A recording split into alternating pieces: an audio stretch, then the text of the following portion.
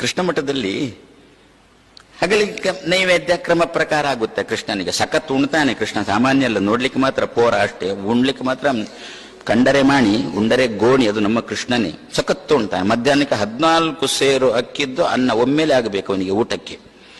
ರಾತ್ರಿಯಲ್ಲಿ ಕೂಡ ಅವನಿಗೆ 4 ಸೇರು ಅಕ್ಕಿದ್ದು ಅನ್ನಕ್ಕೆ ಅನ್ನ ಆಗಬೇಕು.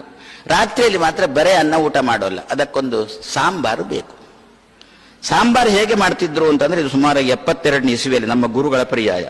ಸಾಂಬಾರು ಹೇಗೆ ಮಾಡ್ತಿದ್ರು ಅಂತಂದ್ರೆ ಬಿಟ್ರೆ, ಯಾಕೆ ನಮಗೆ ಊಟಕ್ಕಲ್ಲ ಅದು, ಆದ್ರಿಂದ ದೇವರಿಗೆ ಊಟಕ್ಕೆ ಅಂತ ಹೇಳಿ ಒಂದು ನೀರಿಡುವುದು, ಬಿಸಿಯಾಗುದಿಲ್ವೋ ಗೊತ್ತಿಲ್ಲ, ಅದಕ್ಕೊಂದು 4 ಬಟಾಟೆನೋ ಅಳಸಂಡೆನೋ ಹಾಕುವುದು, ಹಾಕಿ ಒಂಚೂರು ಉಪ್ಪು ಹಾಕುವುದು, ಹೀಗಂದ್ರು ತಮ್ಮ ದೇವ್ರ ಮುಂದೆ ಇಟ್ಟು. ಗುರುಗಳು ನೋಡಿದ್ರು, 2 ದಿವಸ ನೋಡಿದ್ರು, 3 ದಿವಸ ನೋಡಿದ್ರು, 4ನೇ ದಿವಸಕ್ಕಾಗುವಾಗ ಅದನ್ನು ಹಿಡ್ಕೊಂಡು ಹೋದ್ರು.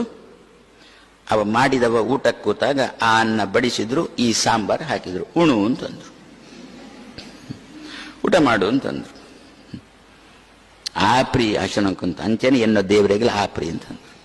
ನನ್ನ ದೇವರಿಗೆ ಇದು ಊಟಕ್ಕಾಗೋಲ್ಲ ಅಂತಂದ್ರು. ಆದ್ರೂ 2 ದಿನ ಹಾಗೆ ನಾಯಿ ಬಾಲೆ ಯಾವಾಗಲೂ ಡೊಂಕೆ. 2 ದಿವಸ ಆದ್ಮೇಲೆ ಪುನಃ ಹಾಗೆ ಮಾಡಿಟ್ಟ.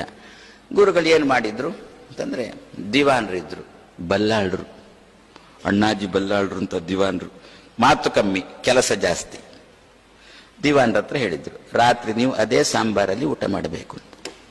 ಮರುದಿವಸ ಒಳ್ಳೆ ಸಾಂಬಾರ್ ದೇವರಿಗೆ ಬಂತು. ನಮ್ಮಲ್ಲಿ ಕ್ರಮ ಅಂತೂ ಹಾಗಿರುತ್ತೆ ಅಲ್ವೋ, ನಮಗಂತ ಒಂದು ದೇವರಿಗೆ ಅಂತ ಒಂದು ಅಂತ ನಮ್ಮಲ್ಲಿ ಅದೊಂದು ಆ ಕ್ರಮ ನಮ್ಮಲ್ಲಿ ಬಂದಿದೆ. ಹಾಗಾದ್ರೆ ನಾವು ದೇವರಿಗೆ ಕೊಡುವಾಗ ಹೇಗೆ ಕೊಡಬೇಕು ಅಂತಂದ್ರೆ, ಒಳ್ಳೆಯದನ್ನೇ ಕೊಡಬೇಕು.